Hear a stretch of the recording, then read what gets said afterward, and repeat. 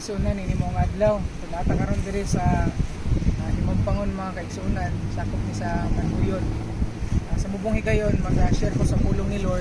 Makita nato sa Salmo 24 bersikulo 1 o Santiago 4:1 sa Salmo 24 niingon dito. Tanan daw butang sa kalibutan iya sa Dios mga kaigsunan o Santiago 4:17 ang tao na sa ito sa maayo nga buhaton na padula magbuhat niini nakasala. So karon na higayon mga kaigsunan tungod kay ingon nga mga sumusunod sa Ginoo dapat i-love na to ang ato ang nature. So dapat palanggaon na to tanan likas na yaman kung grabe kanindot ang creation nga gibuhat sa Ginoo mga kabukiran kung natong ng taon. Dayon na lang ko na-obserbahan mga kaigsunan hinaot dili ni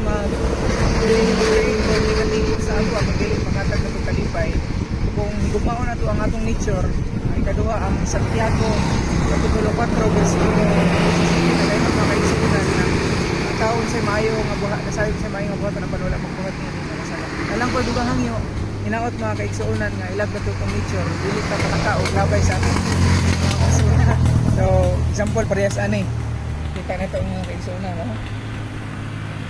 Grabe ilag na to itong nature bisan asa tamad to dapat kami karon nami basura pero ang atong buhaton mga kaigsunan muna yung among basura muna na siyang bitbison dayon dili man pwede nga mamunit ko karon kay para ipakita nako para mapakita sa inyo nga nagtuman ko ani but doon na lang ko'y paghangyo bisan asa tamad to kinahanglan atong palanggaon ang nature kay tungod pinagi ini gihatagan usab kita mahimo usab kita nga tinugyanan sa Ginoo.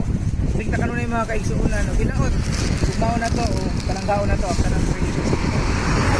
Amping kanunay dalaygon ang Dios sa tanang panahon.